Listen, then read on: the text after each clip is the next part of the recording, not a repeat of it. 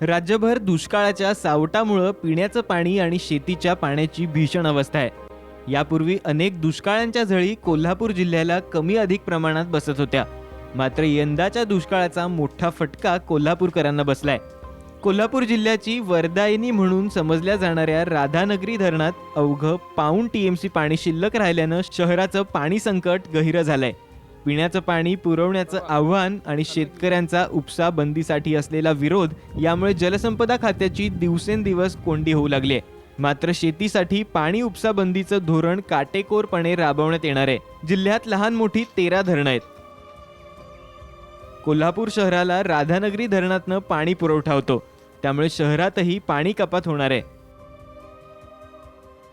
सध्या फक्त महिनाभर पुरेल इतकाच पाणीसाठा असल्यानं शेतीसाठी उपसाबंदी करण्यात आली आहे। आज पाण्याची राधानगरी धरणाची पाण्याची पातळी आहे 281.18 फूट इतकी आहे। तर एकूण पाणीसाठा धरणाचा 1.28 TMC इतका आहे। त्यापैकी उपयुक्त पाणीसाठा 0.69 TMC आहे।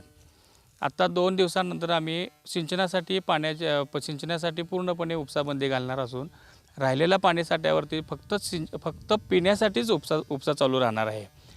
30 जूनपर्यंत पिण्यासाठी पाणीसाठा राहील, उपयोगात येईल असं पाण्याचं आम्ही नियोजन करणार आहोत। 30 जून नंतर साधारण ह्या एक 8-15 दिवसात 100% कुठलाही वळवाचा पाऊस 100% पडेल।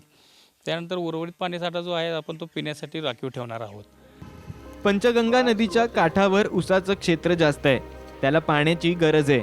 मात्र सिंचनासाठी पाणी बंद करण्यात येणार असल्याचं जलसंपदा विभागाकडून सांगण्यात येत आहे, त्यामुळे शेतकऱ्यांची कोंडी झाली आहे।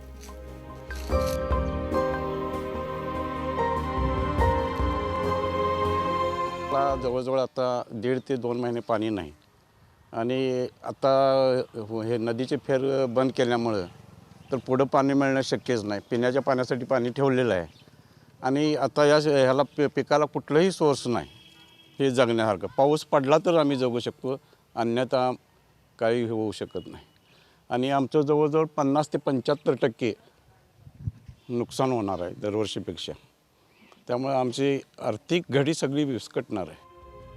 पाण्याच्या दृष्टीनं सर्वात समृद्ध जिल्हा म्हणून कोल्हापूरला ओळखलं जातं, मात्र यावर्षी दुष्काळानं कोल्हापूरकरांना घाम फोडलाय। उपसाबंदीमुळे तर शेतकऱ्यांच्या पायाखालची वाळूच सरकली आहे। 1952 पासून कोल्हापूर जिल्ह्याला दुष्काळाच्या झळा जास्त बसल्या नाहीत। याचं सर्वात मोठं कारण म्हणजे शाहू महाराजांच्या दूरदृष्टीतनं उभारलेलं हे राधानगरी धरण। 1972च्या भीषण दुष्काळातही या धरणानं कोल्हापूरकरांना साथ दिली। त्यावेळीही इथलं पाणी शेतीसाठी पुरलं होतं। यावर्षी मात्र अवघड स्थिती आहे। या धरणात अवघं पाऊण TMC पाणी आहे आणि येत्या 2 दिवसात हे पाणी शेतीसाठी बंद केलं जाणार आहे। यावरूनच यावर्षीच्या दुष्काळाची भीषणता लक्षात येते। कॅमेरामन सचिन सावंतसह संभाजी थोरात, साम TV, कोल्हापूर।